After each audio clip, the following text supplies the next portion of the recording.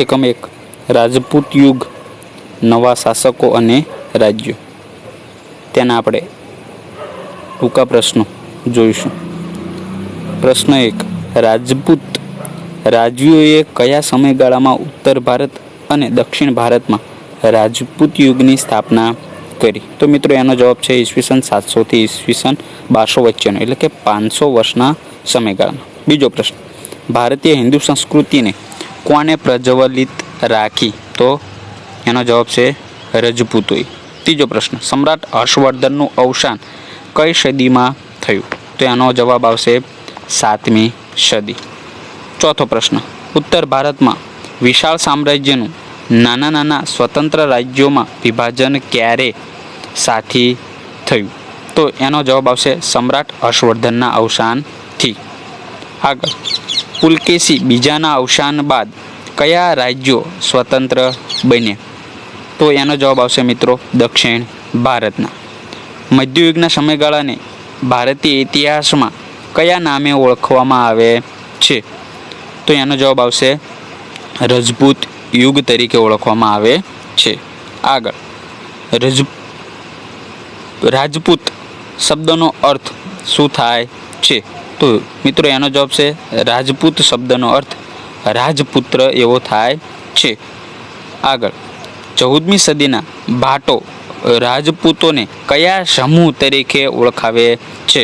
તો 36 કુળ ધરાવતા સમૂહ તરીકે એને ઓળખવામાં આવે છે. આગળ રાજપૂતોને 36 કુળ ધરાવતા સમૂહ તરીકે કોણ ઓળખાવે છે? તો એને 14મી સદીના ભાટો. આગળ મિત્રો ભારતને વિદેશી આક્રમણથી કોણે બચાવ્યું હતું? તો ભારતને વિદેશી આક્રમણથી કોને બચાવ્યું હતું? રજપૂતોએ. આગળનો પ્રશ્ન સામંતશાહી શક્તિઓનો ઉદય કઈ સદીમાં થયો? તો મિત્રો એનો જવાબ આવશે 7મી સદીમાં. આગળ 7મી સદીના અંતમાં ભારત દેશ અનેક નાના મોટા ટુકડાઓમાં સાથી વહેંચાયેલો હતો. તો એનો જવાબ આવશે સામંતશાહી શક્તિઓના ઉદય થવાથી. આગળ ઉત્તર ભારતના સામ્રાજ્યોના નામ જણાવો. તો ઉત્તર ભારતની અંદર કયા કયા રાજ્યો હતા એની વાત કરવામાં આવે તો કે ગઢવાલ, ચંદેલો, પરમાર, ચાલુક્ય એટલે કે સોલંકી રાજ્ય, ડાહલનું ચેદી રાજ્ય, શાકંભરીનું ચૌહાણ રાજ્ય, રાજસ્થાનનું ગોહિલ રાજ્ય. આગળ વાત કરવામાં આવે કનોજના ગઢવાલ રાજ્યનો સ્થાપક કોણ હતો? તો એનો કનોજના ગઢવાલ રાજ્યનો સ્થાપકનું નામ શું હતું? ચંદ્રદેવ. ચંદ્રદેવ કનોજ સિવાય બીજા કયા સ્થળે રાજધાની બનાવી હતી? તો એનો જવાબ આવશે કાશી, જે ઉત્તર પ્રદેશમાં આવેલ છે.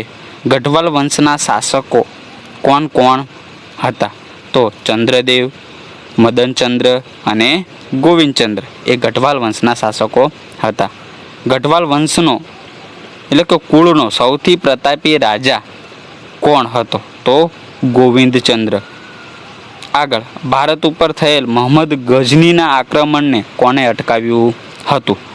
તો ભારત ઉપર થયેલ મોહમ્મદ ગઝનીના આક્રમણને ગોવિંદચંદ્રએ અટકાવ્યું હતું.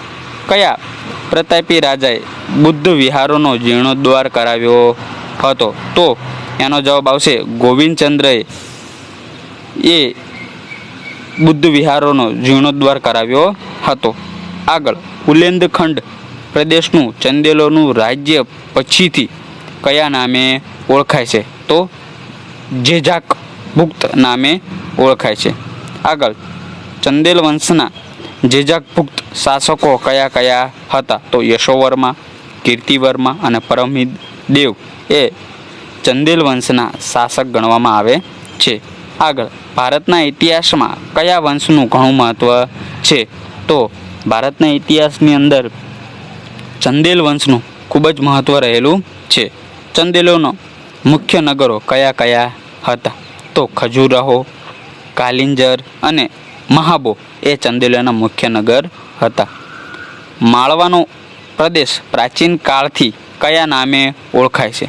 તો માળવાનો જે પ્રદેશ છે એ પ્રાચીન કાળથી અવંતી અથવા ઉજ્જૈન તરીકે ઓળખાય છે. આગળ માળવાના પરમાર વંશની સ્થાપના કોણે અને ક્યારે કરી? તો ઈસવીસન 820માં કૃષ્ણ રાજે પરમાર વંશની સ્થાપના કરી હતી. આગળ પરમાર વંશના મહાન શાસકોના નામ જણાવો. તો પરમાર વંશની અંદર સિયક, મુંજ, રાજા ભોજ વગેરે એ મહાન શાસકો થઈ ગયા. આગળ પરમાર વંશનો સૌથી શ્રેષ્ઠ રાજા કોણ હતો? તો મિત્રો પરમાર વંશનો સૌથી શ્રેષ્ઠ રાજા એટલે રાજા ભોજ.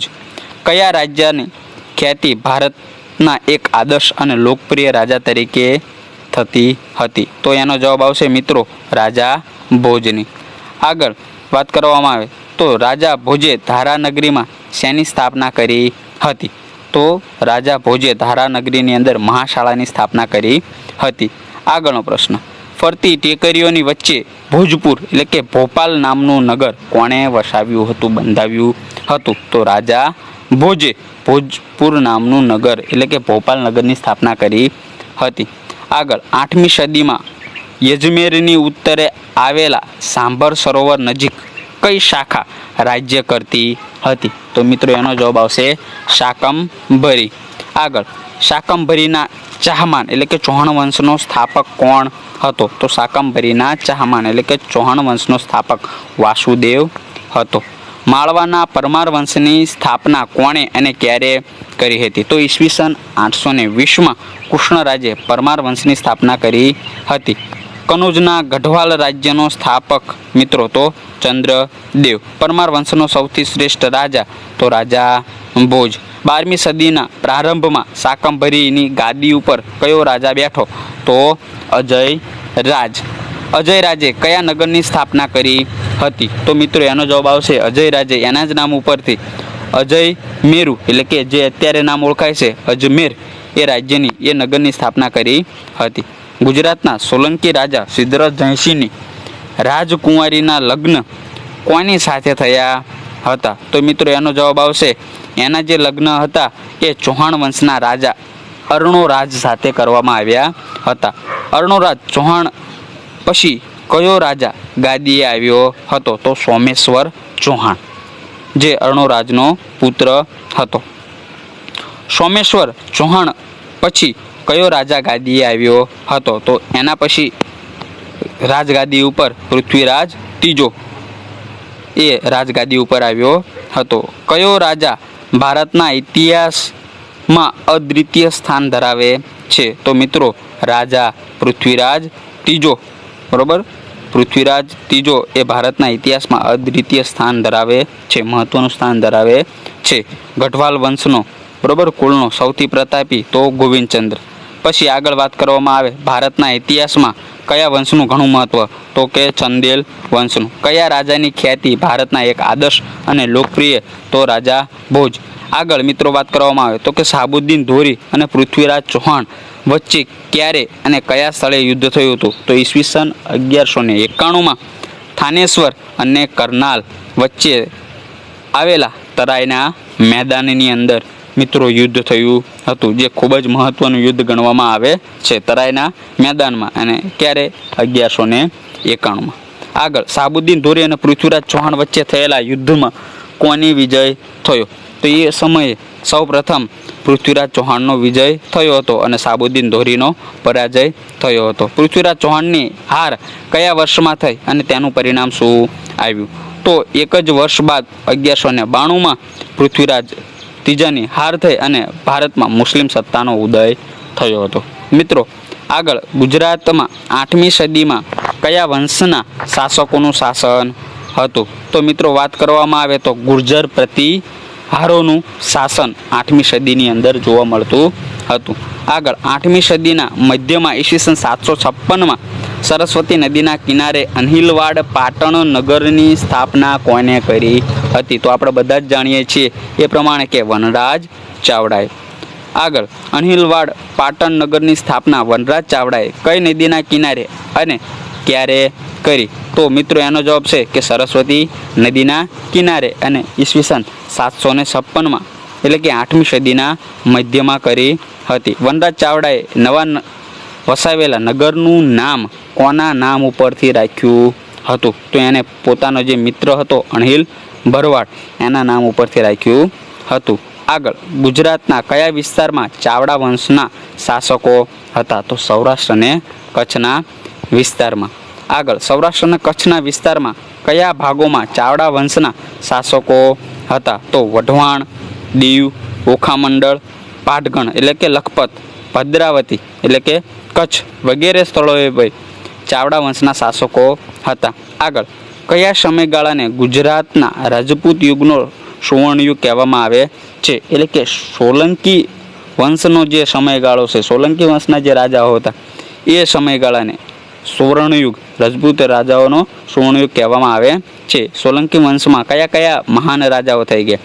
તો મૂળરાજ, ભીમદેવ પહેલો, સિદ્ધરાજ જયસિંહ, કુમારપાળ, ભીમદેવ બીજો, બરોબર, અજયપાળ, આ બધા જ મહાન શાસકો, મહાન રાજાઓ સોલંકી વંશમાં થઈ ગયા હતા. આગળ કોના શાસનના સમયગાળામાં ગુજરાત આર્થિક અને સમૃદ્ધિની દ્રષ્ટિએ, સાંસ્કૃતિકની દ્રષ્ટિએ સમૃદ્ધ હતો? તો સોલંકી રાજાઓના સમયગાળામાં. જૂનાગઢના શાસક રાખેંગારની દીકરીનું નામ શું હતું? તો રાણી ઉદયમતી. જૂનાગઢના શાસક રાખેંગારની દીકરી ઉદયમતીના લગ્ન કોની સાથે થયા હતા? તો ભીમદેવ પ્રથમ સોલંકી સાથે થયા હતા. આગળ વાત કરવામાં આવે મિત્રો તો રાણીની વાવ અથવા રાણકી વાવ ગુજરાતમાં ક્યાં આવેલી છે અને તે કોણે બંધાવેલી? તો કે રાણકી વાવ ક્યાં આવેલી છે? પાટણમાં, અને એનું બાંધકામ રાણી ઉદયમતીએ કરાવેલું છે. ગુજરાતની રાણીની વાવ શેનો દરજ્જો મળેલ છે? તો યુનેસ્કો વર્લ્ડ હેરિટેજ સાઇટનો દરજ્જો એને મળેલ છે. આગળ સિદ્ધરાજ જયસિંહની માતાનું નામ? તો રાજમાતા મિનળ દેવી હતું. આગળ રાજમાતા મિનળ દેવીએ કયા કયા પ્રજા કલ્યાણના કાર્યો કર્યા હતા?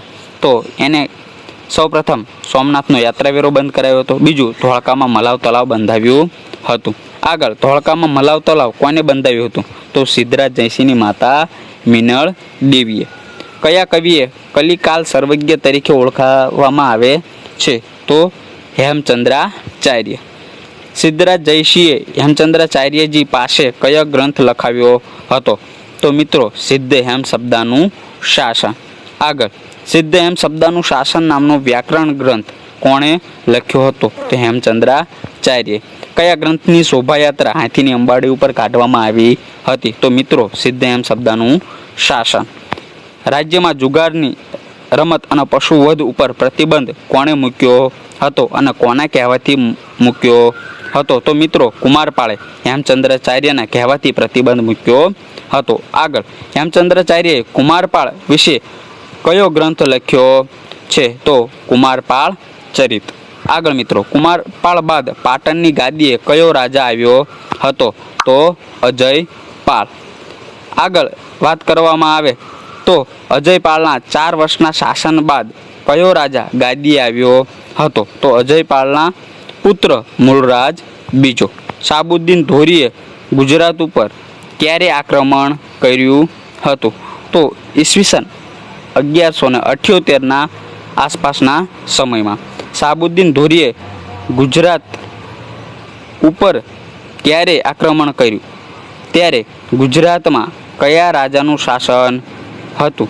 તો મિત્રો મૂળરાજ બીજો અને અજયપાળનો પુત્ર.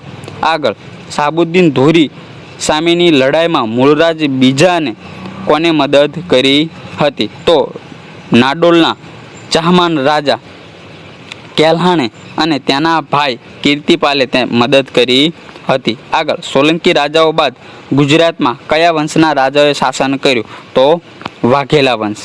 આગળ સોલંકીઓએ તેમની સેવાના બદલામાં કયું ગામ અર્ણોરાજને આપ્યું હતું? તો વ્યાઘ્રપલ્લી એટલે કે વાઘેલ પરથી વાઘેલા વંશ કહેવાયો છે મિત્રો. આગળ વાઘેલા રાજાઓ મૂળ કઈ જાતિના હતા? તો ચાલુક્ય જાતિના હતા. વાઘેલા વંશમાં કયા કયા રાજાઓ થઈ ગયા? તો વીરધવલ, વિશળદેવ, અર્જુનદેવ અને સારંગદેવ. આગળ વીરધવલના શાસનકાળમાં કયા મંત્રીઓએ ગુજરાતને મુસ્લિમોના આક્રમણથી બચાવ્યા હતા? તો મિત્રો વસ્તુપાલ અને તેજપાલે. આગળ વાત કરવામાં આવે તો કે વાઘેલા વંશનો છેલ્લો શાસક રાજા કોણ હતો? તો કર્ણદેવ વાઘેલા.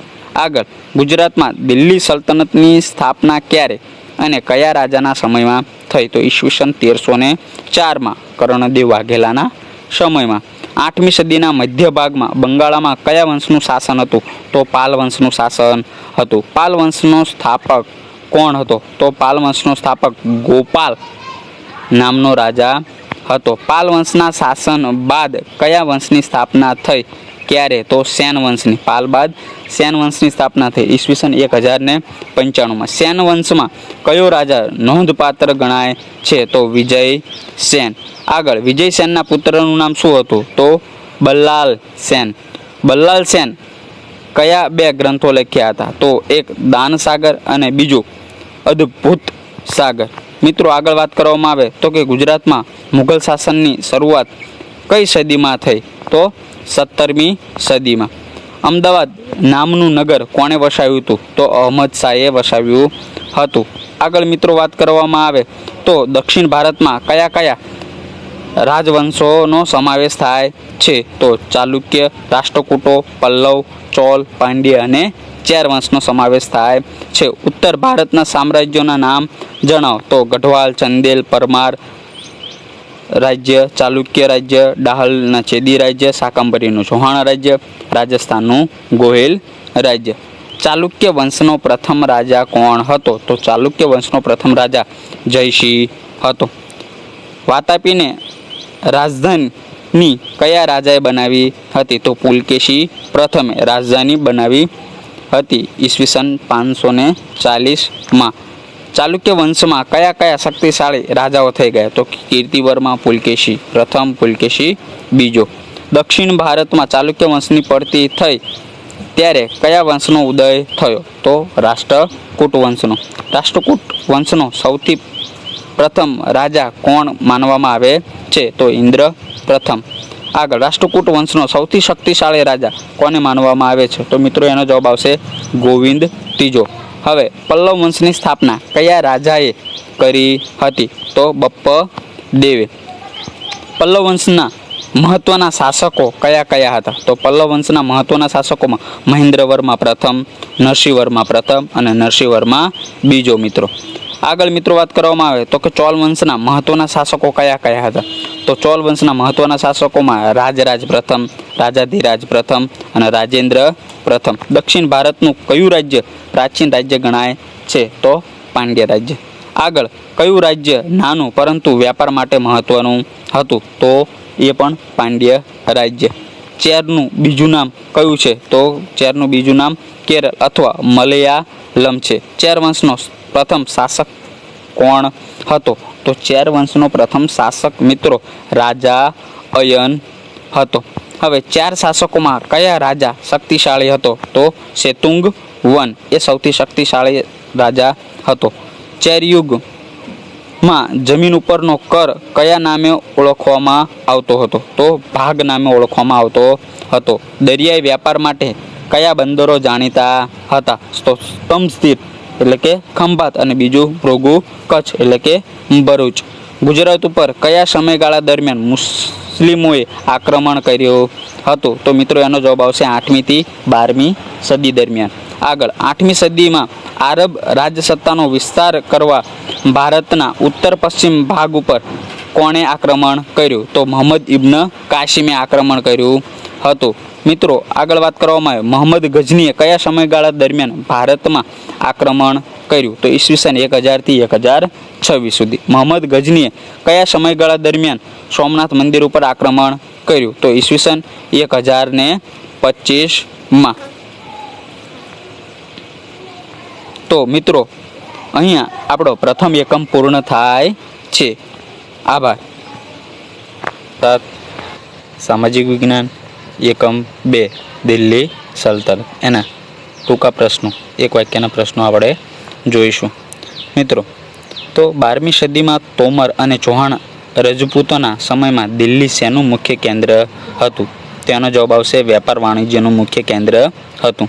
આગળ, દિલ્હી વેપાર અને વાણિજ્યનું મુખ્ય કેન્દ્ર કયું હતું? બરોબર, દિલ્હી વેપાર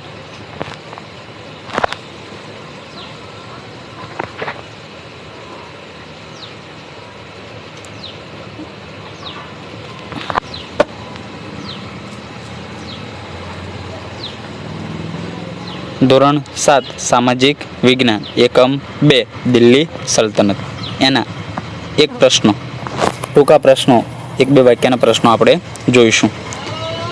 12મી સદીમાં તોમર અને ચૌહાણ રજપૂતોના સમયમાં દિલ્હી શેનું મુખ્ય કેન્દ્ર હતું? તો એનો જવાબ આવશે વેપાર વાણિજ્યનું મુખ્ય કેન્દ્ર હતું. આગળ, દિલ્હી વેપાર અને વાણિજ્યનું મુખ્ય કેન્દ્ર કયું હતું? તો મિત્રો એનો જવાબ આવશે દિલ્હી જ તે. આગળ, દિલ્હી સલ્તનતની સ્થાપના કઈ સદીમાં થઈ હતી? તો 13મી સદીમાં. આગળ, ભારતના ઇતિહાસમાં દિલ્હી સલ્તનતનો સમયગાળો કયો ગણવામાં આવે છે? તો ઈસવીસન 1206 થી 1526નો સમયગાળો એ દિલ્હી સલ્તનતનો સમયગાળો ગણવામાં આવે છે. આગળ, દિલ્હી સલ્તનતના સરદારો મૂળ ક્યાંના હતા? તો દિલ્હી સલ્તનતના મૂળ સરદારો એ તુર્ક અને અફઘાનના ગણવામાં આવે છે, એના હતા. આગળ, તો દિલ્હી સલ્તનતમાં કેટલા વંશોએ કેટલા વર્ષ સુધી સત્તા ભોગવી હતી? તો મિત્રો એની અંદર વાત કરવામાં આવે તો કે 5 વંશો. તો એ 5 વંશો કયા? તો કે ગુલામ વંશ, ખલજી વંશ, તુગલક વંશ, સૈયદ વંશ અને લોધી વંશ. અને એમને 350 વર્ષ સુધી એમને શાસન કર્યું હતું. આગળ, ગુલામ વંશનો સમયગાળો જણાવો. તો ગુલામ વંશનો સમયગાળો મિત્રો 1206 થી 1290 સુધીનો ગણવામાં આવે છે. આગળ, ખલજી વંશનો સમયગાળો જણાવો. તો 1290 થી 1320 સુધીનો. આગળ મિત્રો વાત કરવામાં આવે તો તુગલક વંશનો સમયગાળો. તો તુગલક વંશનો સમયગાળો 1320 થી ને 1414 સુધીનો ગણવામાં આવે છે. સૈયદ વંશનો સમયગાળો જણાવો. તો સૈયદ વંશનો સમયગાળો 1414 થી 1451 સુધી.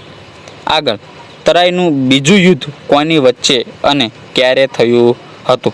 મિત્રો તરાઈનું બીજું યુદ્ધ પૃથ્વીરાજ ચૌહાણ અને સાબુદ્દીન ધોરી વચ્ચે 1192માં થયું હતું. તરાઈનું બીજું યુદ્ધનું શું પરિણામ આવ્યું? તો તરાઈના બીજા યુદ્ધની અંદર પૃથ્વીરાજની હાર થઈ અને સાબુદ્દીન ધોરીની જીત થઈ હતી અને ભારતની અંદર સલ્તનત યુગની સ્થાપના થઈ હતી.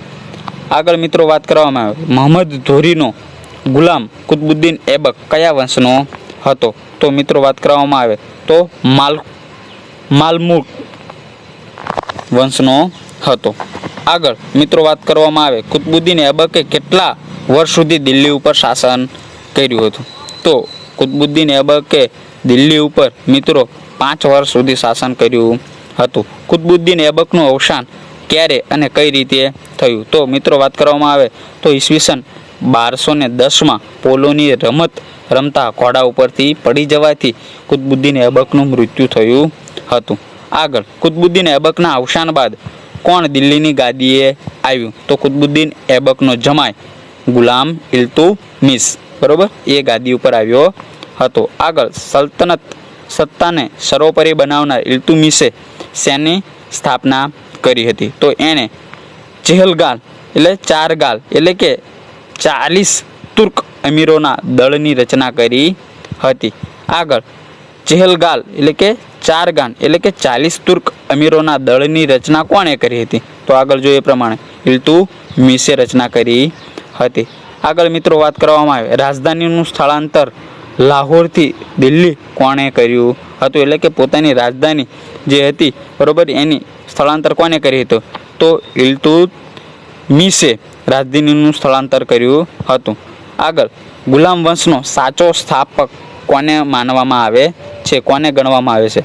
તો ઇલ્તુમિશને ગુલામ વંશનો સાચો સ્થાપક ગણવામાં આવે છે. આગળ, ઇલ્તુમિશે કોને પોતાના ઉત્તરાધિકારી તરીકે જાહેર કર્યો હતો? તો પોતાની પુત્રી રઝિયા બેગમને. આગળ, દિલ્હીની ગાદી સંભાળનાર પ્રથમ મહિલા સ્ત્રી શાસિકા કોણ હતી? તો રઝિયા બેગમ, ઇલ્તુમિશની પુત્રી. આગળ, રઝિયા બધા ભાઈઓમાં સૌથી કાબેલ અને સક્ષમ હતી આવું કોણે કહ્યું છે? તો ઇતિહાસકાર મિનારે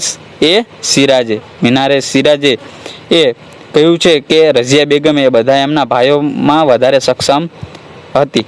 આગળ, રઝિયાના અવસાન બાદ રાજ્યમાં કેટલા વર્ષ સુધી અંધાધૂની ચાલી? તો 6 વર્ષ સુધી. આગળ, રઝિયાના અવસાન બાદ દિલ્હીની ગાદી ઉપર અમીરોએ કોને બેસાડ્યો હતો? તો ઇલ્તુત્મિશના પુત્ર નાસરુદ્દીનને ગાદી ઉપર બેસાડ્યો હતો. આગળ નાસિરુદ્દીને દિલ્હી ઉપર કેટલા વર્ષ સુધી શાસન કર્યું? તો મિત્રો 21 વર્ષ સુધી એને શાસન કર્યું હતું.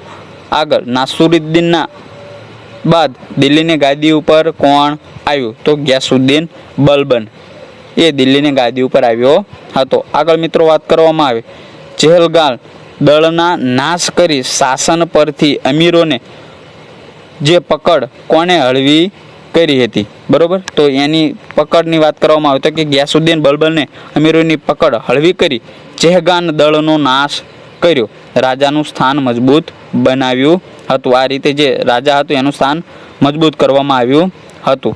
આગળ વાત કરવામાં આવે તો કયો સમ્રાટ સાહિત્ય અને કલાનો પોષક પણ હતો? તો ગિયાસુદ્દીન બલબન.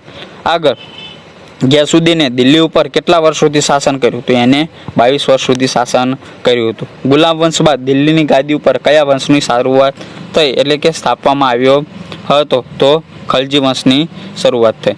ગુલામ વંશનો સ્થાપક કોણ હતો? તો કુતુબુદ્દીન ઐબક. ગુલામ વંશનો ખરો સ્થાપક કોણ હતો? તો ઇલ્તુત્મિશ. ખલજી વંશનો સ્થાપક કોને ગણવામાં આવે છે? તો જલાલુદ્દીન ખલજીને. તુઘલક વંશની સ્થાપના કરનાર કોણ હતું? તો ગિયાસુદ્દીન તુઘલક. મિત્રો આગળ વાત કરવામાં આવે સૈયદ વંશનો સ્થાપક કોને ગણવામાં આવે છે? તો ખિજ્ર ખાન. લોદી વંશનો સ્થાપક કોને ગણવામાં આવે છે? તો બહલોલ લોદીને. આગળ જલાલુદ્દીન ખિલજીએ દિલ્હીની ગાદી ઉપર કેટલા વર્ષ સુધી શાસન કર્યું હતું? તો 6 વર્ષ સુધી. આગળ મિત્રો વાત કરવામાં આવે તો જલાલુદ્દીન ખિલજીના 6 વર્ષના શાસન બાદ દિલ્હીની ગાદી ઉપર કોણ આવ્યું હતું? તો મહત્વાકાંક્ષી સુલતાન અલાઉદ્દીન ખલજી એ દિલ્હીની ગાદી ઉપર આવ્યો હતો. આગળ ઉત્તર ભારત, દક્ષિણ ભારત અને ગુજરાત ઉપર કયા સુલતાનને વિજય પ્રાપ્ત કર્યો હતો? તો અલાઉદ્દીન ખિલજીને. અલાઉદ્દીન ખિલજીએ કયા કયા સુધારા કર્યા હતા? તો એને મહત્વના ઘણા બધા સુધારા કર્યા હતા. એની અંદર વાત કરવામાં આવે તો કે દિલ્હીમાં સ્થાયી સેનાની શરૂઆત કરી. બીજું, સૈન્યમાં ઘોડા અને સૈનિકોની ઓળખ માટે દાગ અને ચહેરા પદ્ધતિની શરૂઆત કરી. ત્રીજું, ભાવ નિયમન, બજાર નિયંત્રણ, સંગ્રહખોરી નિયમન જેવા વહીવટી સુધારા પણ અલાઉદ્દીન ખિલજીએ કર્યા હતા. આગળ અલાઉદ્દીન ખિલજીના સમયમાં કયા પ્રસિદ્ધ કવિ થઈ ગયા હતા? તેમણે કઈ કૃતિની રચના કરી હતી? તો મિત્રો અલાઉદ્દીન ખિલજીના સમયની અંદર અમીર ખુસરો નામના પ્રસિદ્ધ કવિ થઈ ગયા હતા, જેને આશિકા, નુહ, સિપિહર અને કિરીતુલ સદાયન એવા સાહિત્યની રચના કરી હતી, કૃતિની રચના કરી હતી. તુઘલક વંશ દરમિયાન કયો પ્રતિભાવંત સુલતાન થયો? તો તુઘલક વંશની અંદર મોહમ્મદ બિન તુઘલક એ ખૂબ જ પ્રતિભાશાળી સુલતાન થઈ ગયો. દિલ્હીથી દૌલતાબાદ સુધી રાજધાનીનું સ્થળાંતર કયા સુલતાને કર્યું હતું? તો મોહમ્મદ બિન તુઘલકે. પ્રતિક મુદ્રા પ્રયોગ નામની યોજના કોણે શરૂ કરી હતી? તો મોહમ્મદ બિન તુઘલક. મોહમ્મદ બિન તુઘલકની નિષ્ફળ યોજનાઓ ઇતિહાસમાં કયા નામે ઓળખાય છે? તો તરંગી યોજના. મોહમ્મદ તુઘલકનો સમયમાં કયો આફ્રિકન મુસાફર ભારતની મુલાકાતે આવ્યો હતો? તો ઇબ્ન બતુતા. મોહમ્મદ બિન તુઘલક બાદ દિલ્હીની ગાદીએ કોણ આવ્યું? તો તેનો પિતરાય ભાઈ ફિરોઝ શાહ તુઘલક.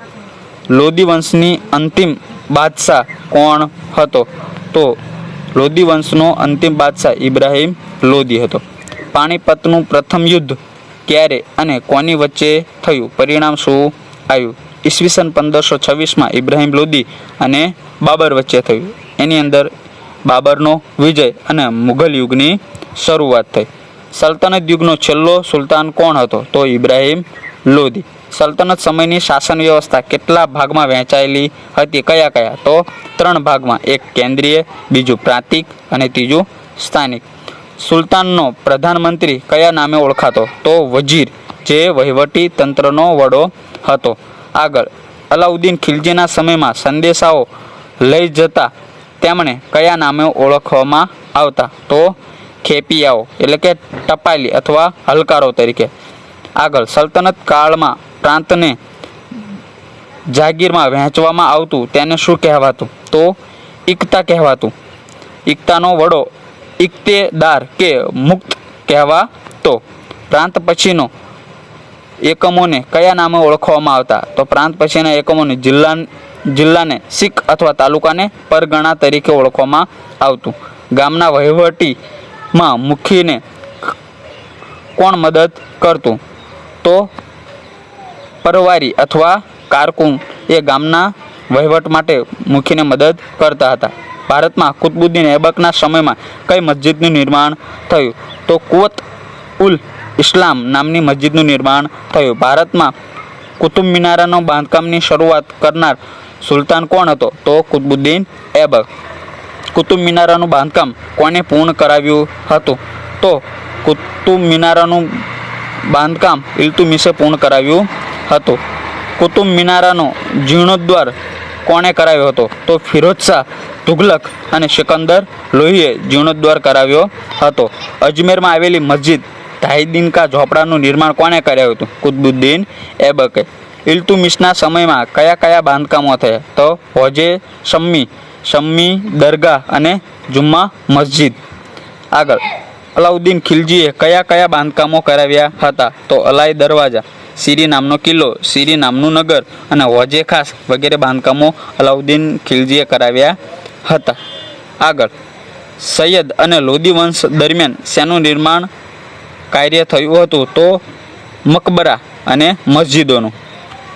આગળ, વિજયનગર રાજ્યની સ્થાપના કોણે અને ક્યારે કરી? તો વિજયનગરના રાજ્યની સ્થાપના ઈસવીસન 1336માં હરિહર રાય અને બુક્કા રાય નામના બે ભાઈઓએ વિજયનગરની સ્થાપના કરી હતી. આગળ મિત્રો, વિજયનગર રાજ્યની સ્થાપના કઈ નદીના કિનારે કરી? તો તુંગભદ્રા નદીના કિનારે. વિજયનગર રાજ્ય શરૂઆતમાં કયા નામે ઓળખાતું હતું? તો તેમના ગુરુ સ્વામી વિદ્યારણ્યના નામથી વિદ્યાનગર તરીકે ઓળખાતું હતું. આગળ, હરિહર અને બુક્કા રાય કયા વંશના રાજાઓ હતા? તો સંગમ વંશના રાજાઓ હતા. વિજયનગર વંશમાં કયા કયા વંશે શાસન કર્યું હતું? તો સંગમ વંશ, સાલુવ વંશ, તુલુવ વંશ અને અરવિંદુ વંશે શાસન કર્યું હતું. વિજયનગરમાં સાલુવ વંશનું શાસન કેટલા વર્ષ સુધી ચાલ્યું હતું? તો 20 વર્ષ સુધી ચાલ્યું હતું. તુલુવ વંશ અને સમગ્ર વિજયનગરનો શ્રેષ્ઠ રાજા કોણ થઈ ગયો? તો કૃષ્ણદેવ રાય.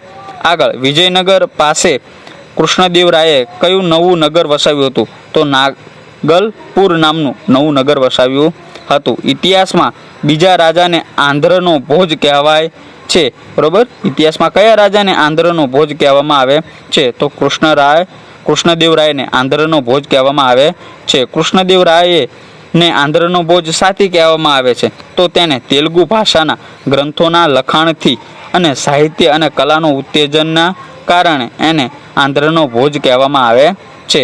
આગળ, વિજયનગરનું પતન ક્યારે અને કયા યુદ્ધથી થયું?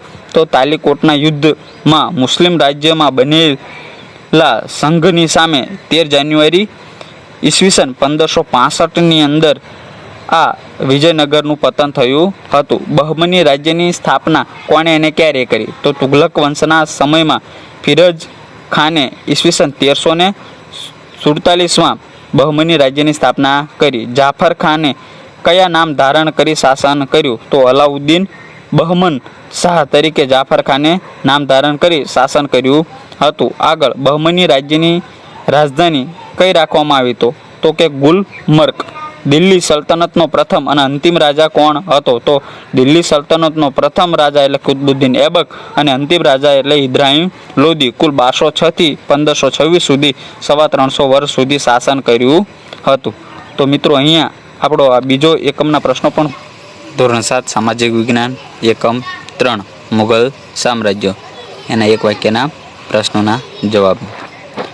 તો પહેલો જ પ્રશ્ન છે મિત્રો, ભારતમાં મુગલ સામ્રાજ્યની સ્થાપના કોને કરી હતી? તો એનો જવાબ આવશે મુગલ સામ્રાજ્યની સ્થાપના બાબરે કરી હતી. આગળ, બાબરનું મૂળ નામ શું હતું? તો બાબરનું મૂળ નામ ઝહીરુદ્દીન મહમ્મદ બાબર હતું. આગળ, પાણીપતનું પ્રથમ યુદ્ધ ક્યારે અને કોની વચ્ચે થયું હતું અને એનું પરિણામ શું આવ્યું હતું? તો મિત્રો, એનો જવાબ આવશે બાબર અને ઇબ્રાહિમ લોદી વચ્ચે પાણીપતનું પ્રથમ યુદ્ધ થયું હતું 20 એપ્રિલ 1526માં અને એના પરિણામમાં બાબરનો વિજય થયો હતો. આગળ, બાબરમાં ભારતમાં કયા કયા મુગલ શાસકોએ શાસન કર્યું? તો મિત્રો, ભારતની અંદર મુગલ શાસકોમાં વાત કરવામાં આવે તો કે બાબર, હુમાયું, અકબર, જહાંગીર, શાહજહાં અને ઔરંગઝેબ જેવા શાસકોએ શાસન કર્યું હતું. આગળ વાત કરવામાં આવે તો બાબર. તો ભારતમાં મુગલ સામ્રાજ્યની સ્થાપના કોને કરી હતી? તો મુગલ સામ્રાજ્યની સ્થાપના વાત કરીએ એ પ્રમાણે કે બાબરે. કયો મુગલ રાજા કુશાગ્ર, બુદ્ધિવાળો અને શક્તિશાળી યોદ્ધા હતો? તો બાબર. આગળ, કયો મુગલ રાજવી અરબી અને ફારસી ભાષાનો જાણકાર હતો? તો એનો જવાબ આવશે બાબર. આગળ, કયો મુગલ રાજવી પ્રકૃતિ પ્રેમી અને લેખક પણ હતો? તો એનો જવાબ આવશે બાબર. આગળ, બાબરે પોતાની કઈ પ્રસિદ્ધ આત્મકથા લખી હતી? તો મિત્રો એનો જવાબ આવશે તુજુક એ બાબરી, અથવા એને બાબરનામા તરીકે પણ ઓળખવામાં આવે છે. આગળ, તુજુક એ બાબરી અથવા બાબરનામા નામની જે આત્મકથા છે એમાં કોની વિગતો આપવામાં આવેલી છે? તો બાબરની વિગતો આપવામાં આવેલી છે. હવે આગળ આપણે વાત કરીશું હુમાયું. તો હુમાયું દિલ્હીની ગાદી ઉપર ક્યારે બેઠો? તો ઈસવીસન 1530માં. આગળ, હુમાયુંનો અર્થ શું થાય છે? તો હુમાયુંનો અર્થ થાય છે નસીબદાર, અથવા પરંતુ તેને જીવનમાં ઘણી મુશ્કેલીઓ વેઠી હતી. મિત્રો એનું નામ હતું નસીબદાર, પણ એના જીવનમાં ખૂબ જ મુશ્કેલીઓ આવી હતી. આગળ, હુમાયુંના યુદ્ધ કોની સાથે થયું હતું? તો હુમાયુંનું યુદ્ધ ભાઈ ગુજરાતના સુલતાન બહાદુર શાહ અને બિહારના શાસક શેરશાહ સાથે થયું હતું. આગળ, હુમાયુંને હરાવીને કોણે ભારતની બહાર હાંકી કાઢ્યો હતો? તો કનૌજના યોદ્ધા શેરશાહે. આગળ, શેરશાહ સામે હાર્યા બાદ હુમાયું ક્યાં ચાલ્યો ગયો હતો? તો શેરશાહ સામે હાર્યા બાદ હુમાયું ઈરાન ચાલ્યો ગયો હતો. આગળ, ઈરાનના શેરશાહની મદદથી હુમાયુએ કયા પ્રદેશ જીત્યા હતા? તો કાબુલ, કંધાર અને ભારતમાં પણ જીત મેળવી હતી ઈસવીસન 1555માં. આગળ, કયા મુગલ સમ્રાટને વાંચન લેખનનો શોખ હતો? તો હુમાયુંને. આગળ, હુમાયુએ દિલ્હી પાસે કયું નગર વસાવ્યું હતું? તો દિનપના નામનું, બરોબર, દિનપના નામનું નવું નગર વસાવ્યું હતું. આગળ વાત કરવામાં આવે મિત્રો તો હુમાયુંનું અવસાન કઈ રીતે થયું હતું? તો સાંજના સમયે પ્રાર્થનાનો સમય થતાં વાંચનાલયમાંથી ઝડપથી પગથિયા ઉતરતા પડી જવાથી હુમાયુંનું મૃત્યુ થયું હતું. આગળ મિત્રો વાત કરશું શેરશાહ સૂરી. તો શેરશાહ એ કયા વંશનો મુસ્લિમ સરદાર હતો? તો અફઘાન વંશનો મુસ્લિમ વંશનો સરદાર હતો. આગળ મિત્રો વાત કરવામાં આવે શેરશાહ સૂરીનું મૂળ નામ શું હતું? તો ફરીદ ખાં હતું. આગળ, શેરશાહે પોતાના રાજ્યમાં કયા સુધારાઓ કરાવ્યા હતા? તો એને સુધારાની વાત કરવામાં આવે તો કે રાજ્યમાં શાંતિની સ્થાપના, બીજું નવી ટપાલ વ્યવસ્થા, ત્રીજું ધર્મશાળાઓ બંધાવી, આગળ રૂપિયાનું ચલણ શરૂ કરાવ્યું હતું. આગળ, વિશાળ સેના તૈયાર કરી ગ્રાન્ડ ટ્રંક રોડનું નિર્માણ પણ શેરશાહે કરાવ્યું હતું. શેરશાહ સૂરીએ બનાવેલ ગ્રાન્ડ ટ્રંક રોડ ક્યાં સુધી વિસ્તરેલો હતો? તો મિત્રો વાત કરવામાં આવે તો કે બંગાળ અને ઉત્તર ભારત સુધી. આગળ, શેરશાહનું અવસાન કઈ રીતે થયું? તો શેરશાહનું અવસાન ઈસવીસન 1545માં તોપનું પરીક્ષણ કરતા વખતે એનું મૃત્યુ થયું હતું. હવે આગળ વાત કરીશું આપણે અકબર વિશે. તો ભારતના ઇતિહાસમાં રાજા તરીકે કયો મુગલ રાજા ગણના પાત્ર સ્થાન ધરાવે છે? તો અકબર. આગળ, અકબરનો જન્મ ક્યારે અને ક્યાં થયો હતો? તો ઈસવીસન 1542માં અમરકોટના હિન્દુ રાજાને ત્યાં અકબરનો જન્મ થયો હતો. હુમાયુંના અવસાન બાદ કેટલા વર્ષની ઉંમરે અકબર રાજા બન્યો હતો? તો મિત્રો વાત કરવામાં આવે કે હુમાયુંના અવસાન બાદ અકબર 14 વર્ષની ઉંમરે રાજા બન્યો હતો. પાણીપતનું બીજું યુદ્ધ ક્યારે અને કોની વચ્ચે થયું હતું એનું પરિણામ? તો અકબર અને હેમુ વચ્ચે ઈસવીસન 1556માં, અને એની અંદર અકબરનો વિજય થયો હતો. આગળ, પાણીપતનું પ્રથમ યુદ્ધ ક્યારે અને કોની વચ્ચે થયું અને એનું પરિણામ શું આવ્યું? તો પાણીપતનું પ્રથમ યુદ્ધ બાબર અને ઇબ્રાહિમ લોદી વચ્ચે 26મી એપ્રિલ 1526માં રોજ અને બાબરનો વિજય થયો હતો. આગળ, હલ્દી ઘાટીનું યુદ્ધ કોની વચ્ચે થયું? તો હલ્દી ઘાટીનું યુદ્ધ અકબર અને મેવાડના મહારાણા પ્રતાપ વચ્ચે થયું હતું. આગળ, અકબરે કયા નગરની પોતાની રાજધાની બનાવી હતી? તો અકબરે ફતેહપુર સિકરીને પોતાની રાજધાની બનાવી હતી. આગળ મિત્રો વાત કરવામાં આવે તો કે કયા રાજાએ હિન્દુઓ પ્રત્યે ઉદાર નીતિ અપનાવી રજપૂતો સાથે સામાજિક સંબંધની શરૂઆત કરી હતી? તો મિત્રો એનો જવાબ આવશે અકબરે.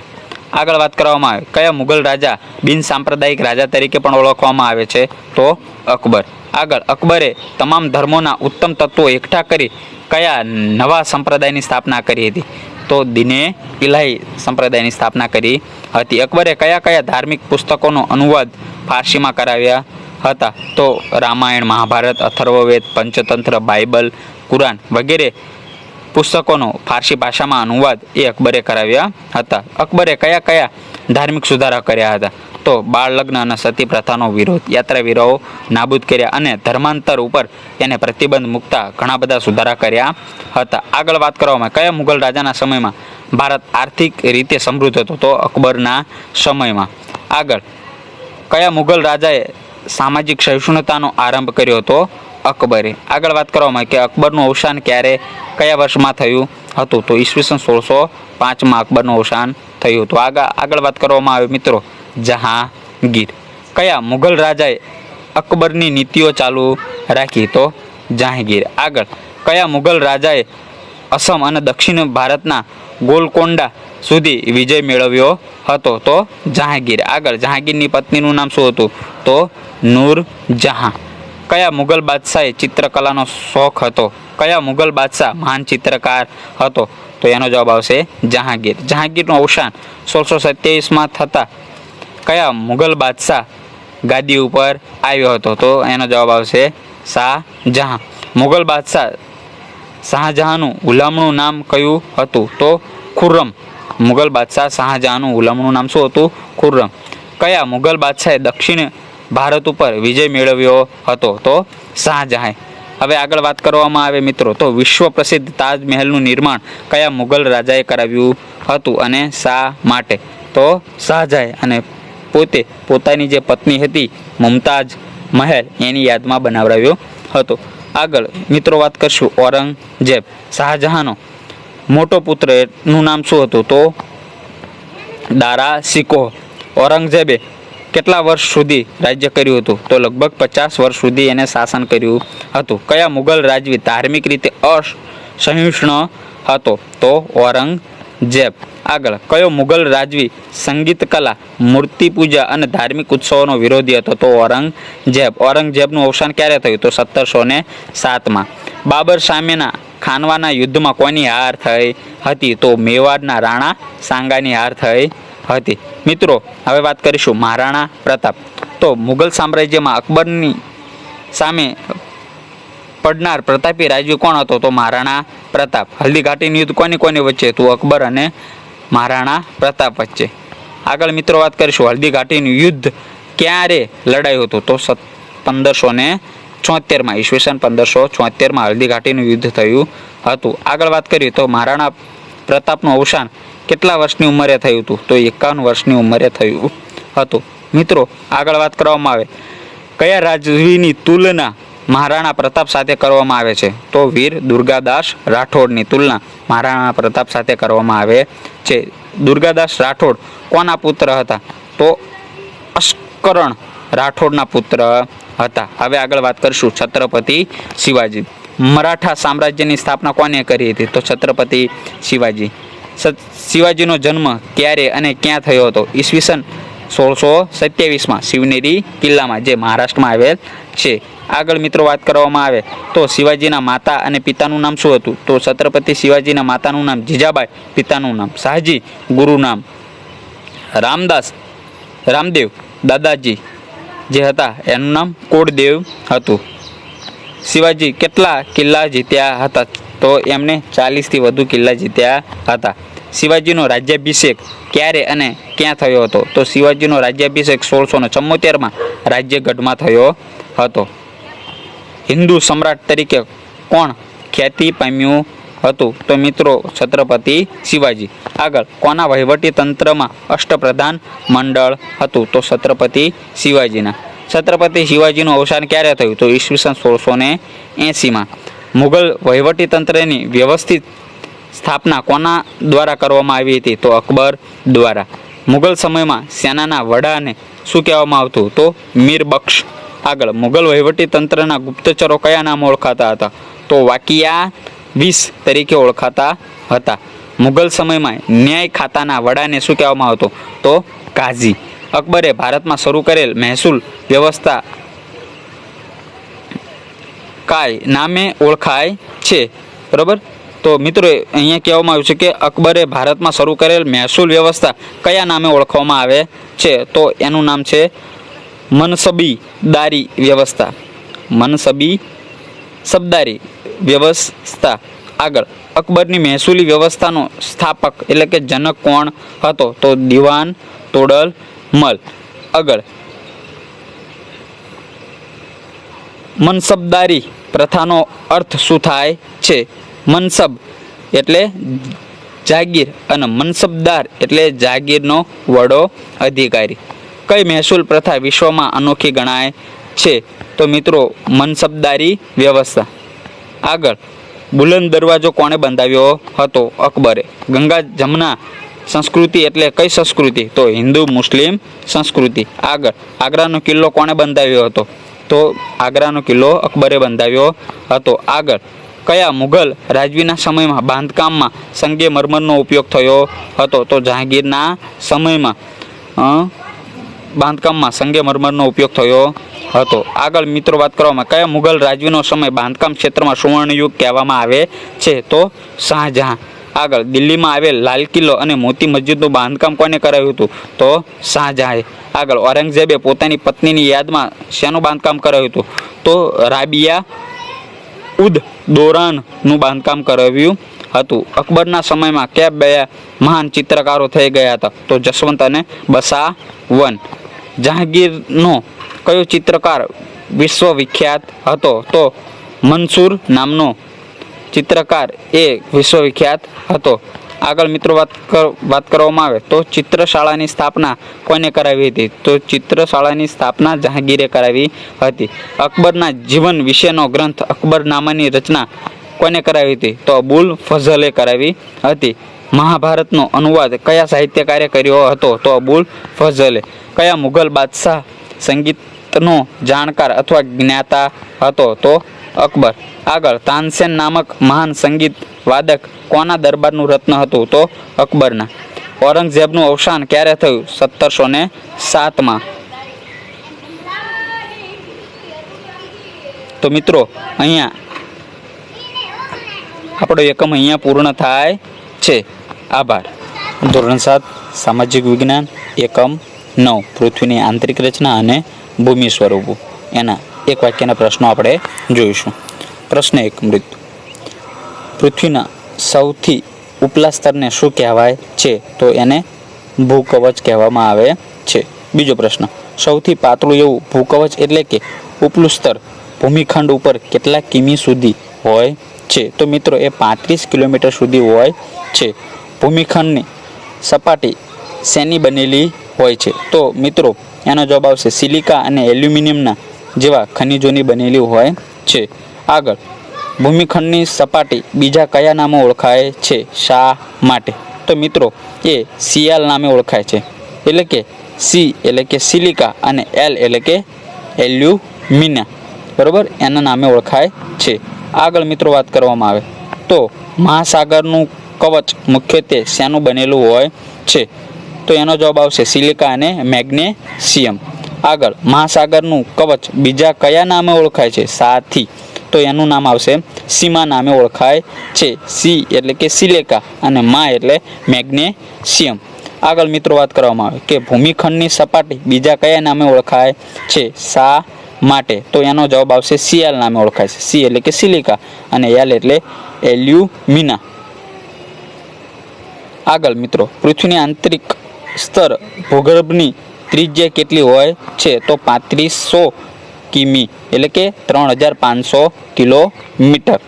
આગળ મિત્રો વાત કરવામાં આવે તો કે પૃથ્વીના કવચની નીચે આવેલા મેન્ટલ આશરે કેટલા કિમી સુધી ફેલાયેલો હોય છે? તો મિત્રો 2900 કિમી ઊંડાઈ સુધી એ ફેલાયેલું જોવા મળે છે. આગળ વાત કરવામાં આવે નિર્માણ પ્રક્રિયાની દ્રષ્ટિએ ખડકોના કેટલા ભાગ છે અને કયા કયા? તો મુખ્ય એના ભાગ મિત્રો 3 છે. એક અગ્નિકૃત ખડક, બીજું જળકૃત જેને પ્રસ્તર ખડકો તરીકે પણ ઓળખવામાં આવે છે, અને ત્રીજું રૂપાંતરિત ખડકો. મિત્રો અગ્નિકૃત ખડકો કોને કહેવાય? તો એનો જવાબ આવશે ગરમ મેઘમાં ઠંડો થઈ નક્કર બની જાય છે આ પ્રકારે બનેલ ખડક અગ્નિકૃત ખડક કહેવામાં આવે છે. આગળ મિત્રો વાત કરવામાં આવે તો ગરમ મેઘમાં ઠંડો થઈ નક્કર બની ગયો પછી બનેલ ખડક કયા નામે ઓળખવામાં આવે છે? તો અગ્નિકૃત ખડક તરીકે ઓળખવામાં આવે છે. બંને રીતે પ્રશ્ન પૂછાઈ શકે છે. આગળ અગ્નિકૃત ખડક કેટલા પ્રકારના હોય છે? કયા કયા? તો મિત્રો એનો જવાબ આવશે 2 પ્રકારના હોય છે. એક આંતરિક ખડકો અને બીજું બાહ્ય ખડક. આગળ ભૂકવચનું ઉપર આવેલા ખડકો કયા નામે ઓળખાય છે? તો મિત્રો એને બાહ્ય ખડક તરીકે ઓળખવામાં આવે છે. આગળ બાહ્ય અગ્નિકૃત ખડકનું ઉદાહરણ જણાવો. તો મિત્રો એનો જવાબ આવશે બેસાલ્ટ. બરોબર, બાહ્ય અગ્નિકૃત ખડકનું ઉદાહરણ એનું એક્ઝામ બેસાલ્ટ છે. આગળ મિત્રો આંતરિક અગ્નિકૃત ખડકનું ઉદાહરણ જણાવો. તો એનો જવાબ આવશે ગ્રેનાઇટ. આગળ ઘંટીમાં અનાજ દળવા માટે જે પથ્થરનો ઉપયોગ થાય છે એ કયા પ્રકારનો હોય છે? તો મિત્રો એનો જવાબ આવશે ગ્રેનાઇટ. આગળ કેવા ખડકોને પ્રસ્તર ખડકો કહેવામાં આવે છે? તો મિત્રો એનો જવાબ આવશે નિક્ષેપિત ખડક દબાઈ અને નક્કર બની ખડકના સ્તર બનાવે છે તેને પ્રસ્તર ખડક કહેવામાં આવે છે. આગળ પ્રસ્તર ખડકનું ઉદાહરણ જણાવો. તો રેતાળ પથ્થર એ પ્રસ્તર ખડકનું ઉદાહરણ છે. આગળ મિત્રો બાહ્ય અગ્નિકૃત ખડકનું ઉદાહરણ જણાવો. તો બાહ્ય અગ્નિકૃત ખડકનું ઉદાહરણ બેસાલ્ટ છે. આંતરિક અગ્નિકૃત ખડકનું ઉદાહરણ જણાવો. તો ગ્રેનાઇટ છે. આગળ રૂપાંતરિત ખડકનું ઉદાહરણ જણાવો. તો સ્લેટ અને આરસ પહાણ છે. આગળ જીવાશ્મી કોને કહેવાય? મિત્રો જીવાશ્મી કોને કહેવાય? તો એનો જવાબ આવશે ખડકોના સ્તરના દબાયેલા મૃત વનસ્પતિ અને જંતુઓના અવશેષોને જીવાશ્મી કહેવામાં આવે છે. આગળ ખડકોના સ્તરોના દબાયેલા મૃત વનસ્પતિ અને જંતુઓના અવશેષોને શું કહેવામાં આવે છે? તો મિત્રો એને જીવાશ્મી કહેવામાં આવે છે. એક ખડકમાંથી બીજા ખડકમાં પરિવર્તિત થવાની ક્રિયાને શું કહેવાય છે? તો એને ખડક ચક્ર કહેવામાં આવે છે. આગળ પ્રવાહી મેઘમાં ઠંડો થઈને શું બની જાય છે? તો નક્કર અગ્નિકૃત ખડક બની જાય છે. મિત્રો આગળ અગ્નિકૃત ખડકના નાના મોટા ટુકડા એક સ્થળેથી બીજા સ્થળે સ્થળાંતરિત થઈ કયા ખડકનું નિર્માણ કરે છે? તો પ્રસ્તર ખડકનું નિર્માણ કરે છે. આગળ વાત કરવામાં આવે તો મિત્રો અતિશય તાપમાન અને દબાણના કારણે રૂપાંતરિત ખડક પુનઃ કયા ખડક બની જાય છે? તો પ્રવાહી મેઘમાં બની જાય છે અથવા અગ્નિકૃત ખડક બની જાય છે. આગળ નક્કર ખડકનો ઉપયોગ શેમાં કરવામાં આવે છે? તો મિત્રો એનો જવાબ આવશે સડક, ઇમારત અને મકાન બનાવવા માટે નક્કર ખડકનો ઉપયોગ કરવામાં આવે છે. આગળ મૃદાવરણીય ભૂતકલી એટલે કે પ્લેટ કોને કહેવામાં આવે છે? તો એને મિત્રો એનો જવાબ આવશે કે મૃદાવરણ અનેક ભૂતકાલીમાં વિભાજિત છે તેને મૃદાવરણીય પ્લેટ કહેવામાં આવે છે. આગળ આકસ્મિક આવતી ધ્રુજારીને શું કહેવાય છે? અચાનક જે ધ્રુજારી આવે એને શું કહેવાય મિત્રો? તો એનો જવાબ આવશે ભૂકંપ. ભૂકવચની નીચે જ્યાંથી કંપન થાય છે તેને શું કહેવાય છે? તો ભૂકંપ ઉદ્ગમ કેન્દ્ર, જેને ભૂકંપ કેન્દ્ર તરીકે પણ ઓળખવામાં આવે છે. આગળ ઉદ્ગમ કેન્દ્રના નજીકના સપાટીના કેન્દ્રને શું કહેવામાં આવે છે? તો એને મિત્રો કહેવામાં આવશે અધિકેન્દ્ર અથવા ભૂકંપ નિર્ગમન કેન્દ્ર તરીકે પણ ઓળખવામાં આવે છે.